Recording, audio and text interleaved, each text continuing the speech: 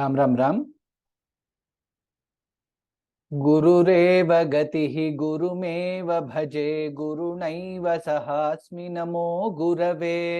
न गुरोः परमं शिशुरस्मि गुरोर्मतिरस्ति गुरौ मम पाहि गुरो।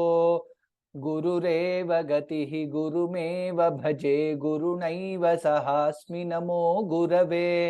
न गुरोः परमं शिशुरस्मि गुरोर्मतिरस्ति गुरौ मम पाहि गुरो। गुरुरेव गतिः गुरुमेव भजे गुरुणैव सहास्मि नमो गुरवे। न गुरोः परमं शिशुरस्मि गुरोर्मतिरस्ति गुरौ मम पाहि गुरो। हयग्रीव हयग्रीव हयग्रीवेति यो वदेत् तस्य निस्सरते वाणी जह्नुकन्या प्रवाहवत्। Ram Ram Ram. Welcome to all of you for today's class of Learn to Chant Vishnu Sahasranama Stotram. Happy Deepavali to all of you. I know all of you have, during the Deepavali festival, with your devotion, you have joined today's class. Special welcome to all of you for joining today's class. We'll try to finish the class little early so that you can go ahead with Deepavali celebrations. Vihan, you're able to hear me clearly? Yes, sir. So what we will do is, like in previous classes, we will do the Purva Pitika and learn, chant the shlokas that we have learned in the previous classes, and then we will learn few new shlokas also. Shuklambaradharam Vishnum Shashivarnam Chaturbhujam Prasanna Dhyayet Sarva Vighnopashantaye. Narayanan Namaskritya Naranchaiva Narottamam Devim Saraswatim Vyasam Tato Jayamudirayet. Vyasam Vasishtha Naptaram Shakteh Pautramakalmasham Parasharatmajam Vande Sukatatantaponidhim. Vyasaya Vishnu Rupaya Vyasa Rupaya Vishnave Namo Vai Brahmanidhaye Vasisthaya Namo Namaha. Atha Dhyanam. क्षीरोदन्वत् प्रदेशे शुचिमणिविलसत्सैकते मौक्तिकानां मालाक्लुप्तासनस्थः स्फटिकमणिनिभैर्मौक्तिकैर्मण्डिताङ्गः शुभ्रैरभ्रैरदभ्रैरुपरि विरचितैर्मुक्तपीयूषवर्षैः आनन्दीनः पुनीयादरिनलिनगदा शङ्खपाणिर्मुकुन्दः भूः पादौ यस्य नाभिर्वियदसुरनिलश्चन्द्रसूर्यौ च नेत्रे कर्णावाशाः शिरोद्यौर्मुखमपि दहनो यस्य वास्तेयमब्धिः अन्तस्थं यस्य विश्वं सुरनरखगो भोगि गन्धर्वदैत्यैः चित्रं रम्यते तन्त्रिभुवन वपुषं विष्णुमीशन्नमामि।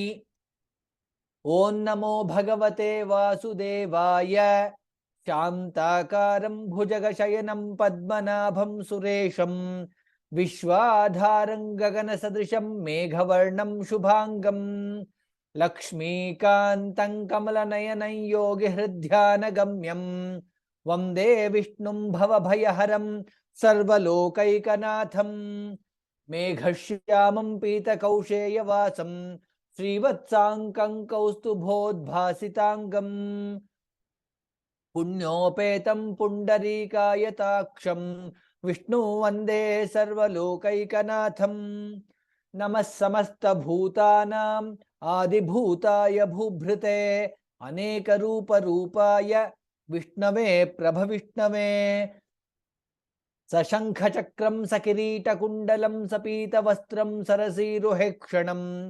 सहारवक्षस्थलशोभिकौस्तुभं नमामि विष्णुं शिरसा चतुर्भुजं छायायां पारिजातस्य हेमसिंहासनोपरि आसीनमम्बुदश्यामम् आयताक्षमलङ्कृतं चन्द्राननं चतुर्बाहुं श्रीवत्साङ्कितवक्षसं रुक्मिणी सत्यभामाभ्यां सहितं कृष्णमाश्रये।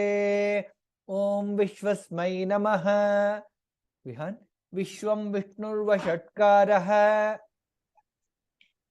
विश्वं विष्णुर्वषट्कारः भूतभव्यभवत्प्रभुः भूतकृद्भूतभृद्भावः भूतात्मा भूतभावनः भूतात्मा परमात्मा च मुक्तानां परमागतिः अव्ययः पुरुषः साक्षी क्षेत्रज्ञोऽक्षर एव च योगो योगविदान्नेता प्रधानपुरुषेश्वरः नारसिंहवपुः श्रीमान् केशवः पुरुषोत्तमः सर्वशिवस्थाणुः भूतादिर्निधिरव्ययः सम्भवो भावनो भर्ता प्रभवः प्रभुरीश्वरः स्वयंभूः शम्भुरादित्यः पुष्कराक्षो महास्वनः अनादिनिधनो धाता विधाता धातुरुत्तमः अप्रमेयो ऋषिकेशः पद्मनाभोऽमरप्रभुः विश्वकर्मा मनुस्त्वष्टा स्थविष्टस्थविरो ध्रुवः अग्राह्य शाश्वत कृष्णः लोहिताक्षः प्रतर्दनः प्रभूतसृकधाम पवित्रं मङ्गलं परम् किंचित मंदस्वरेण slowly, little slowly. ईशानः प्राणदः प्राणः ईशानः प्राणदः प्राणः ज्येष्ठः श्रेष्ठः प्रजापतिः हिरण्यगर्भो भूगर्भः माधवो मधुसूदनः ईश्वरो विक्रमी धन्वी मेधावी विक्रमः क्रमः अनुत्तमो दुराधर्षः कृतज्ञः कृतिरात्मवान् सुरेशः शरणं शर्म ईश्वरेता प्रजाभवः अहः संवत्सरो व्यालः प्रत्ययः सर्वदर्शनः अजः सर्वेश्वरः सिद्धः सिद्धिः सर्वादिरच्युतः वृषाकपिरमेयात्मा सर्वयोगविनिसृतः वसुर्वसुमनः सत्यः समात्मा संमितः समः अमोघः पुण्डरीकाक्षः वृषकर्मा वृषाकृतिः रुद्रो बहुशिरा बभ्रुः विश्वयोनिःशुचिश्रवाः अमृतः शाश्वतस्थाणुः परारोहो महातपाः सर्वगः सर्वविद्भानुः विश्वक्सेनो जनार्दनः वेदो वेदविदव्यङ्गः वेदाङ्गो वेदकविः लोकाध्यक्षः सुराध्यक्षः धर्माध्यक्षः कृताकृतः चतुरात्मा चतुर्व्यूहः चतुर्दंष्टश्चतुर्भुजः राजिष्णुर्भोजनं भोक्ता सहिष्णुर्जगदाधिजः अनघो विजयो जेता विश्वयोनिः पुनर्वसुः उपेन्द्रो वामनः प्रांशुः अमोघः शुचिरूर्जितः अतीन्द्रः संग्रहः सर्गः हृतात्मा नियमो यमः वेद्यो वैद्यः सदा योगी वीरः माधवो मधुः अतीन्द्रियो महामायः महोत्साहो महाबलः महाबुद्धिर्महावीर्यः महाशक्तिर्महाद्युतिः अनिर्देश्य वपुः श्रीमान् अमेयात्मा महादृढक महेश्वासो महीभर्ता श्रीनिवासः सताङ्गतिः अनिरुद्धः सुरानन्दः गोविन्दो गोविदाम्पतिः मरीचिर्दमनो हंसः सुपर्णो भुजगोत्तमः हिरण्यनाभस्तुतपाः पद्मनाभः प्रजापतिः अमृत्युः सर्वदृक्सिंहः सन्धाता सन्धिमान् स्थिरः अजो दुर्मर्षणः शास्ता विश्रुतात्मा सुरारिः गुरुर्गुरुतमो धाम सत्यः सत्यपराक्रमः निमिषो निमिषस्रग्वी वाचस्पतिरुदारधीः अग्रणीर्ग्रामणी श्रीमान् न्यायो नेता समीरणः सहस्रमूर्धा विश्वात्मा सहस्राक्षः सहस्रपात् आवर्तनो निवृत्तात्मा संवृतः सम्प्रमर्दनः अहः संवर्तको वह्निः अनिलो धरणीधरः सुप्रसादः प्रसन्नात्मा विश्वधृक् विश्वभुग् विभुः सत्कर्ता सत्कृतः साधुः तन्हुर्नारायणो नरः असंख्येयो प्रमेयात्मा विशिष्टः शिष्टकृच्छ्रुतिः सिद्धार्थः सिद्धसङ्कल्पः सिद्धिदः सिद्धिसाधनः वृषाही वृषभो विष्णुः वृषपर्वा वृषोदरः वर्धनो वर्धमानश्च विविक्तः श्रुतिसागरः सुभुजो दुर्धरो वाग्मी महेन्द्रो वसुदो वसुः नैकरूपो बृहद्रूपः क्षिपिविष्टः प्रकाशनः ओजस्तेजोद्युतिधरः प्रकाशात्मा प्रतापनः वृद्धस्पष्टाक्षरो मन्त्रः चन्द्रांशुर्भास्करद्युतिः अमृतांशूद्भवो भानुः शशबिन्दुः सुरेश्वरः औषधं जगतः सेतुः सत्यधर्मपराक्रमः भूतभव्यभवन्नाथः पवनः पावनो नलः कामः कामकृत्कान्तः कामः कामप्रदः प्रभुः युगादिकृद्युगावर्तः नैकमायो महाशनः अदृश्यो व्यक्तरूपश्च सहस्रजिदनन्तजित् इष्टो विशिष्टः शिष्टेष्टः शिखण्डी नहुषो वृषः क्रोधः क्रोधकृत्कर्ता विश्वबाहुर्महीधरः अच्युतः प्रथितः प्राणः प्राणदो वासवानुजः अपान्निधिरधिष्ठानम् अप्रमत्तः प्रतिष्ठितः स्कन्दस्कन्दधरो धुर्यः वरदो वायुवाहनः वासुदेवो बृहद्भानुः आदिदेवः पुरन्दरः अशोकस्तारणस्तारः शूरः शौरिर्जनेश्वरः अनुकूलः शतावर्तः पद्मी पद्मनिभेक्षणः पद्मनाभोरविन्दाक्षः पद्मगर्भः शरीरभृत् महर्धिर्वृद्धो वृद्धात्मा महाक्षो गरुडध्वजः अतुलः शरभो भीमः समयज्ञो हविर्हरिः सर्वलक्षणलक्षण्यः लक्ष्मीवान् समितिञ्जयः विक्षरोरोहितो मार्गः हेतुर्दामोदरः सहः महीधरो महाभागः वेगवानमिताशनः उद्भवः शोभनो देवः श्रीगर्भः परमेश्वरः करणं कारणं कर्ता विकर्ता गहनो गुहः व्यवसायो व्यवस्थानः संस्थानस्थानदो ध्रुवः परद्धिः परमस्पष्टः तुष्टः पुष्टः शुभेक्षणः रामो विरामो विरतः मार्गो नेयो नयो नयः वीरः शक्तिमतां श्रेष्ठः धर्मो धर्मविदुत्तमः वैकुण्ठः पुरुषः प्राणः प्राणदः प्रणवः पृथुः हिरण्यगर्भः शत्रुघ्नः व्याप्तो वायुरधोक्षजः ऋतुः सुदर्शनः कालः परमेष्ठी परिग्रहः उग्रः संवत्सरो दक्षः विश्रामो विश्वदक्षिणः विस्तारस्थावरस्थाणुः प्रमाणं बीजमव्ययम् अर्थोऽनर्थो महाकोशः महाभोगो महाधनः अनिर्विण्णस्थविष्ठो भूः धर्मयूपो महामखः नक्षत्रनेमिर्नक्षत्री क्षमः क्षामः समीहनः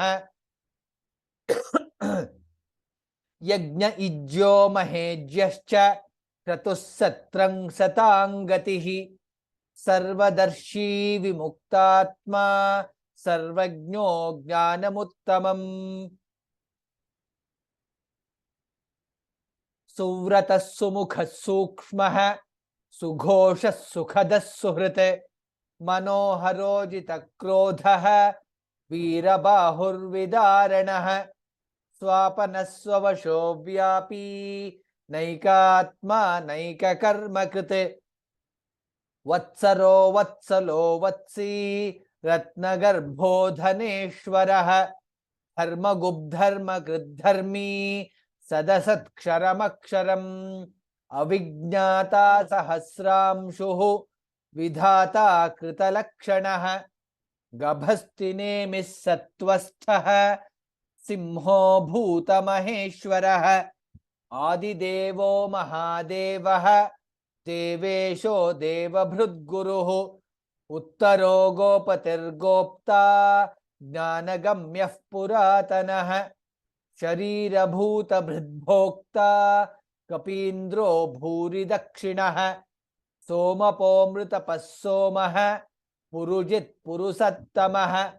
विनयोजयः सत्यसन्धः दाशार्हः सात्वतां पतिः जीवो विनयिता साक्षी मुकुंदो मितविक्रमः अम्भोनिधिरनन्तात्मा महोदधिशयोऽन्तकः अजो महार्हः स्वाभाव्यः चितामित्रः प्रमोदनः आनन्दो नन्दनो नन्दः सत्यधर्मात्रिविक्रमः महर्षिः कपिलाचार्यः कृतज्ञो मेदिनीपतिः त्रिपदस्त्रिदशाध्यक्षः महाशृङ्गः कृतान्तकृते महावराहो गोविन्दः सुषेणः कनकाङ्गदी गुह्यो गभीरो गहनः गुप्तश्चक्रगदाधरः वेधास्वाङ्गोजितः कृष्णः दृढः संकर्षणोच्युतः वरुणो वारुणो वृक्षः पुष्कराक्षो महामनाः भगवान् भगः नन्दी वनमाली हलायुधः आदित्यो ज्योतिरादित्यः सहिष्णुर्गतिसत्तमः. In our last class, we had learned till here, which is still 60 shlokas. We will learn next few shlokas now. Vihan.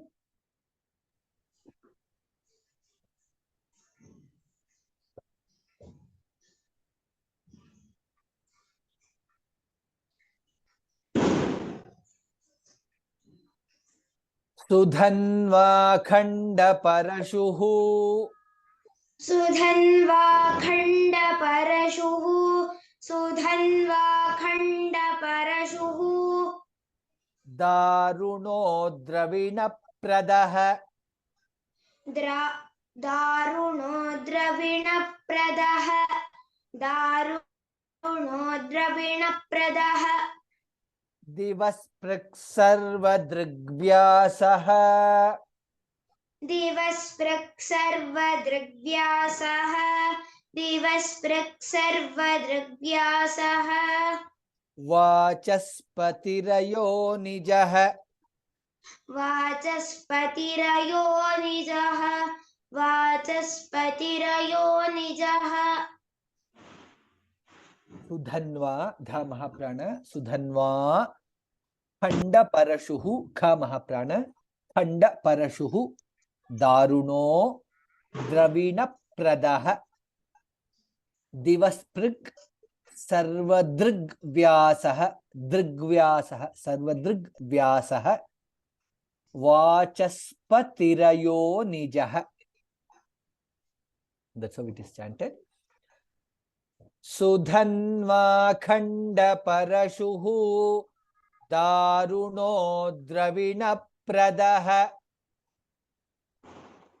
Sudhanva खण्डपरशुः दारुणो द्रविणप्रदः सुधन्वा खण्डपरशुः दारुणो द्रविणप्रदः दिवस्पृक् सर्वदृग्व्यासः वाचस्पतिरयो निजः दिवस्पृक् सर्वदृग्व्यासः वाचस्पतिरयो निजः दिवस्पृक् सर्वदृग्व्यासः वाचस्पतिरयो निजः. सुधन्वाखण्डपरशुः दारुणो द्रविणप्रदः दिवस्पृक्सर्वदृग्व्यासः वाचस्पतिरयो निजः सुधन्वाखण्डपरशुः दारुणो द्रविणप्रदः दिवस्पृक्सर्वदृग्व्यासः वाचस्पतिरयो निजः सुधन्वाखण्डपरशुः दारुणो द्रविणप्रदः दिवस्पृक्सर्वदृग्व्यासः वाचस्पतिरयो निजः त्रिसामासामगस्साम त्रिसामासामगस्साम त्रिसामासामगस्साम निर्वाणं भेषजं भिषक् निर्वाणं भेषजं भिषक् निर्वाणं भेषजं भिषक् सन्न्यासकृच्छमः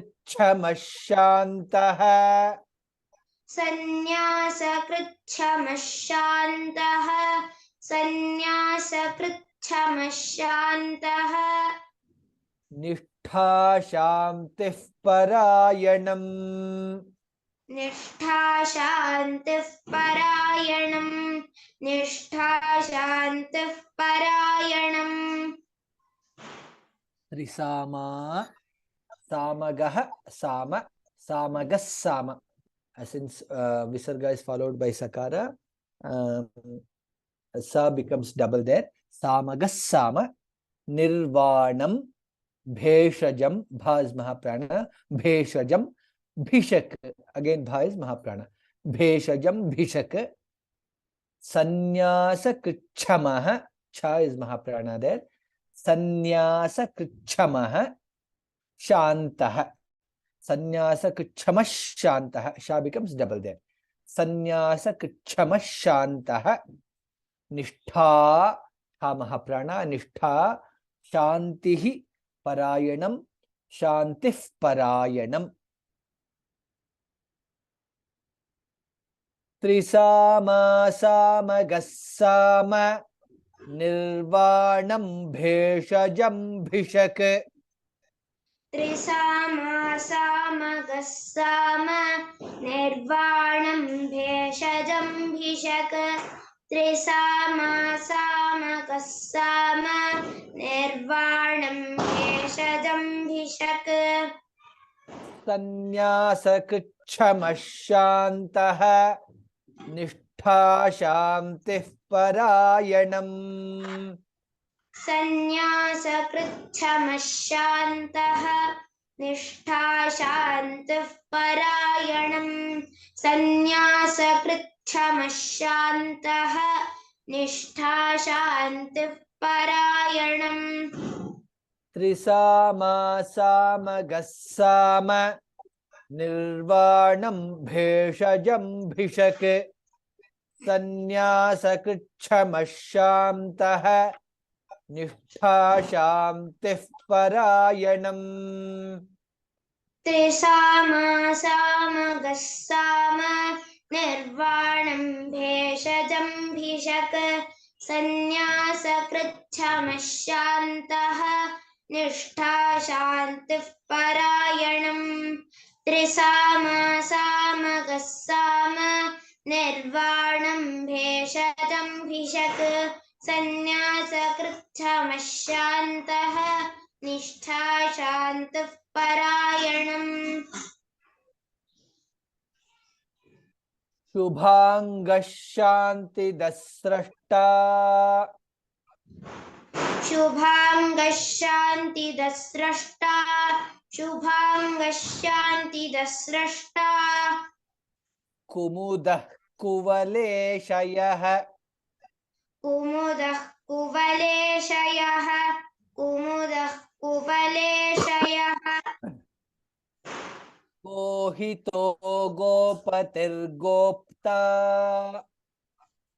गोहितो गोपतिर्गोप्ता गोहितो गोपतिर्गोप्ता वृषभाक्षो वृषप्रियः वृषभाक्षो वृषप्रियः वृषभाक्षो वृषप्रियः शुभांगः भा महाप्राणा there शुभांगः शांतिदः since visarga is followed by shakara shubhanga shantidah sha becomes double there. Similarly shantidah srashta shantidas srashta sa becomes double shantidas srashta shubhanga shantidas srashta kumudah kuvaleshayah kumudah kuvaleshayah गोहितो गोपतिर्गोप्ता गोपतिर्गोप्ता Gopatha गोप्ता वृषभाक्षो भा महाप्राण वृषभाक्षो वृषप्रियः शुभांगशान्तिदस्रष्टा कुमुदः कुवलेशयः शुभांगशान्तिदस्रष्टा कुमुदः कुवलेशयः शुभांगशान्तिदस्रष्टा कुमुदः कुवलेशयः गोहितो गोपतिर्गोप्ता वृषभाक्षो वृषप्रियः गोहितो गोपतिर्गोप्ता वृषभाक्षो वृषप्रियः गोहितो गोपतिर्गोप्ता वृषभाक्षो वृषप्रियः शुभांगशान्तिदस्रष्टा कुमुदः कुवलेशयः गोहितो गोपतिर्गोप्ता वृषभाक्षो वृषप्रियः शुभांगशान्तिदस्रष्टा कुमुदः कुवलेशयः गोहितो गोपतिर्गोप्ता वृषभाक्षो वृषप्रियः शुभांगशान्तिदस्रष्टा कुमुदः कुवलेशयः गोहितो गोपतिर्गोप्ता वृषभाक्षो वृषप्रियः अनिवर्ती निवृत्तात्मा अनिवर्ती निवृत्तात्मा अनिवर्ती निवृत्तात्मा संक्षेप्ता क्षेमकृच्छिवः संक्षेप्ता क्षेमकृच्छिवः संक्षेप्ता क्षेमकृच्छिवः श्रीवत्सवक्षा श्रीवासः श्रीवत्सवक्षा श्रीवासः श्रीवत्सवक्षा श्रीवासः श्रीपतिः श्रीमतां वरः श्रीपतिः श्रीमतां वरः श्रीपतिः श्रीमतां वरः अनिवर्ती nivrittatma. Here nivrittatma, there are two tas there, then again followed by half ta. Nivrittatma, ta is double, two ta are there. Nivrittatma sankshepta pa and ta sankshepta shema krichivaha. Cha is mahaprana. Shema krichivaha. Shrivatsavakshaha. Ksha dirgha there and followed by visarga. Shrivatsavakshaha Shrivasah. Shrivatsavaksha Shrivasah. Shripatihi Srimatam Varaha. Shripati Srimatam Varaha. Anivarti Nivrittatma Sankshepta Kshema Krichivaha.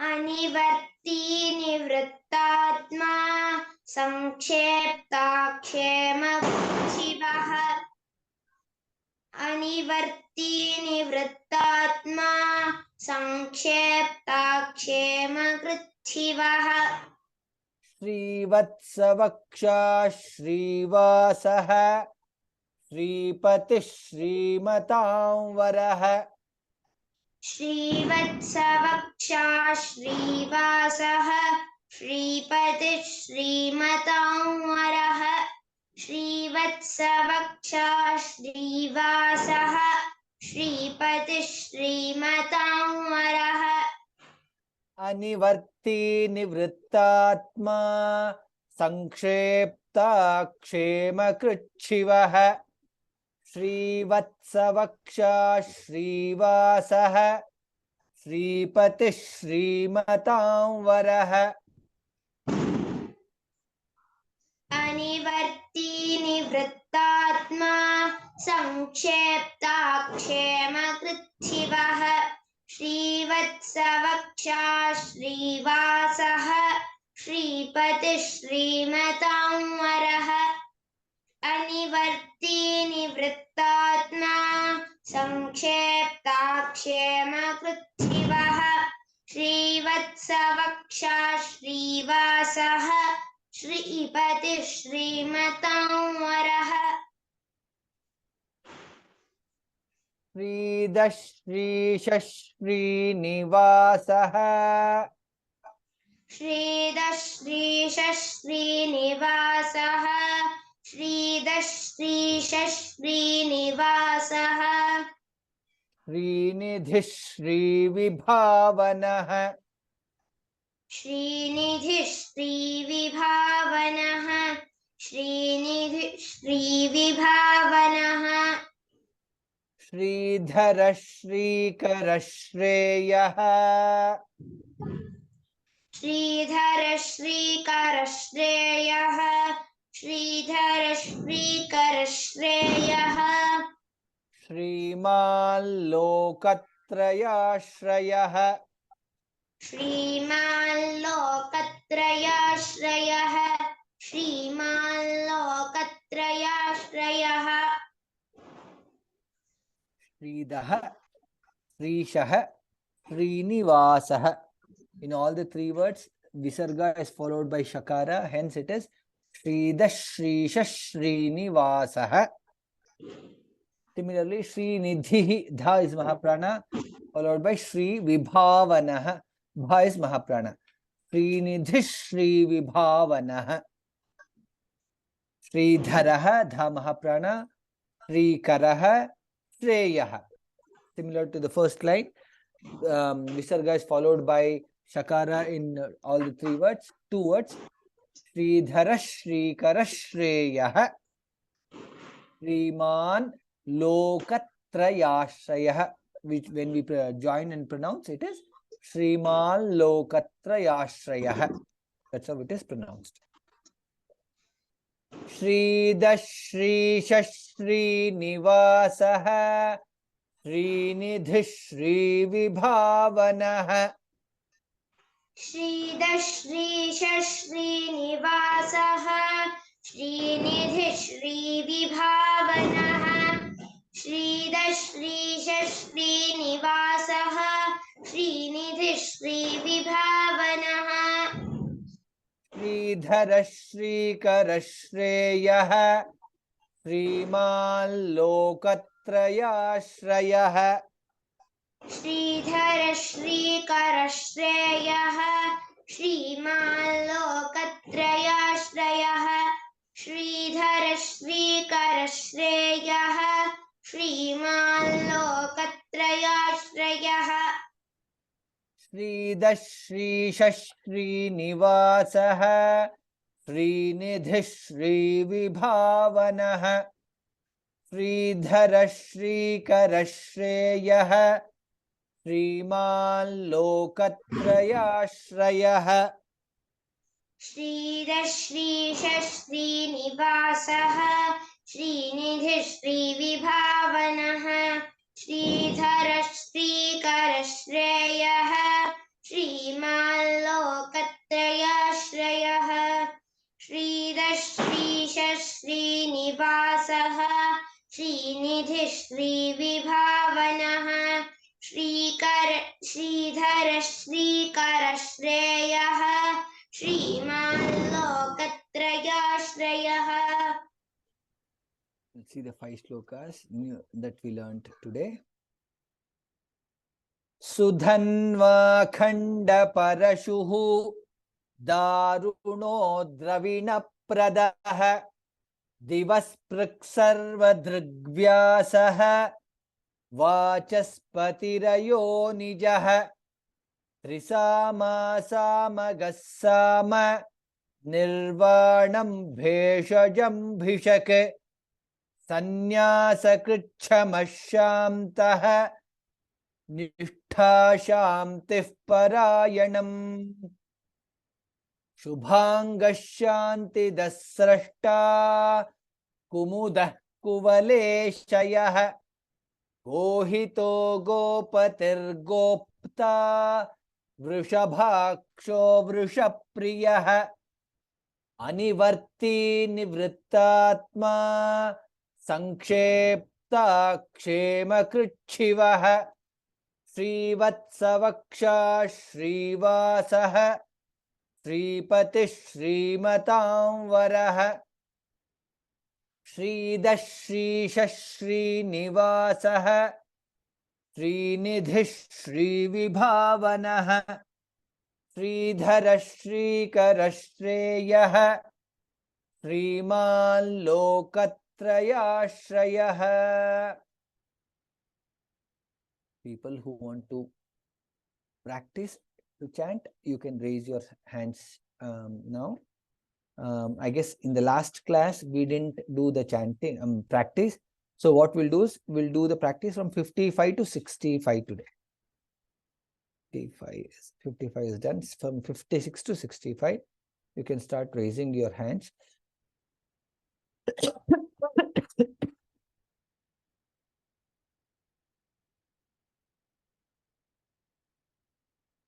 Again, the request is, if you have got chance in, let's say, last 1 or 2 classes, maybe please do not raise your hand so that others gets the chance to chant and practice, because for sure I will not remember. So I'll leave that to you to take self decision.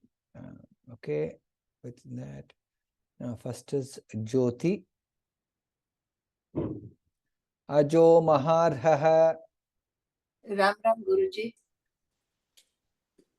Ajo Maharha Swabhavyaha Jita Mitrah Pramodanaha Anando Nandano Nandaha Satya Dharma Trivikramaha.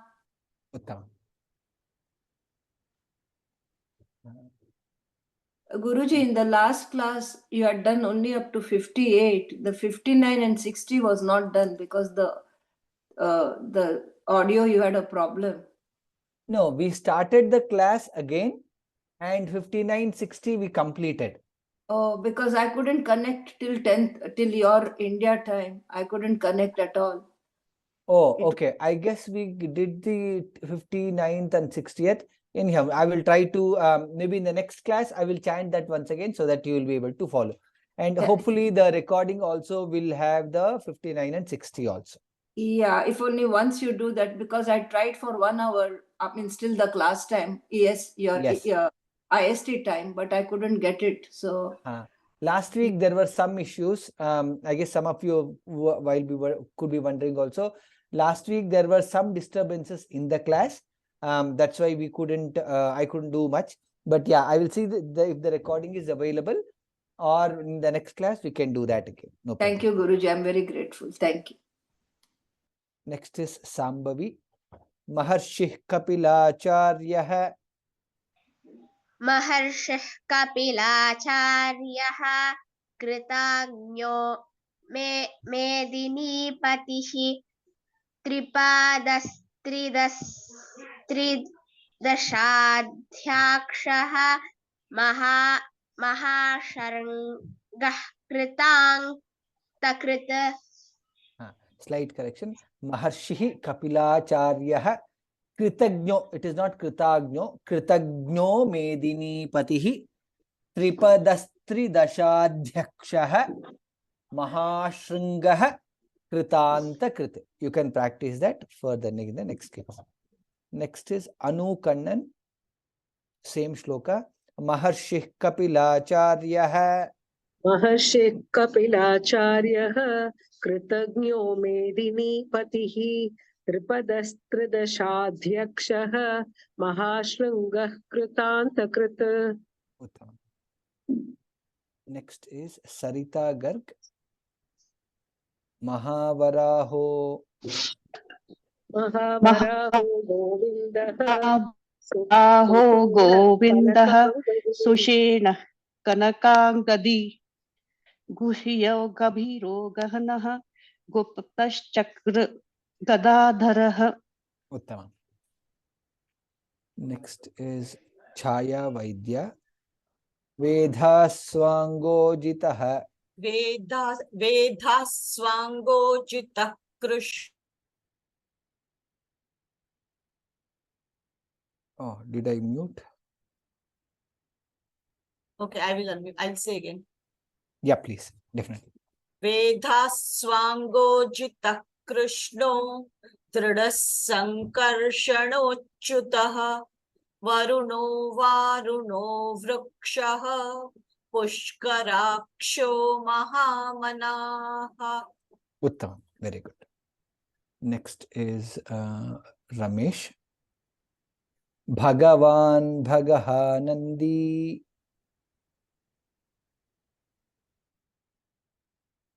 भगवान् भगहानन्दी वनमाली हलायुधः आदित्यो ज्योतिरादित्यः सहिष्णुर्गतिसत्तमः. Uttam. Next is Prem. Sudhanva.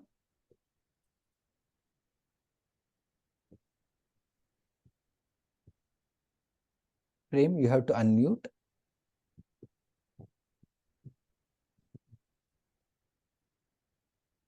Okay, looks like not there. Next is Madhubala. Mahoday, Sudhan. can I read? Yes, please do. Please Sudhanva. Sudanva Khanda Parashuhu Daruno Dravinapradaha Divisprut Sarva Drukvyasah Vachaspati Rayo Nijaha. It is good. Only one small observation. It is not Divispruk, it is Diva. Divaspruk Sarva Drigvyasah. Divasprut Sarva Drukvyasah. Correct. Next is Madhubala. Trisama Samagassama. Trisama samagah sama nirvanam bheshajam bhishak sanyasa krichyamakshantah nishta shanti parayanam. Uttamam. I'm not sure if I heard it correctly. Sanyasa Krichamaha Shantaha. It is not Ksha. If you have told Shanta, it is correct. Yeah, Shantah. Sir. Okay. Dhanyawad. Thank you, sir. Thank you. Next is Ramanathan. Shubhangha Shantidah. Trisama. Shubhanga Shantidah. अच्छा Shubhanga Shantidah Srashta. सुपांगस्तांति तस्रष्टा Kumud कुवलेशयः गोहितो गोपतिर्गोप्ता वृषभोक्षो वृषप्रियः. Next is Devavrata Parthasarathi. Anivarti. Ram ji. Anivarti Nivritatma Sankshepta Kshema Shivah Srivatsavaksha Srivasaha Sripati Srimatam Varaha. Uttam. Next is Srilata Mittapalli. Shridashrishaha.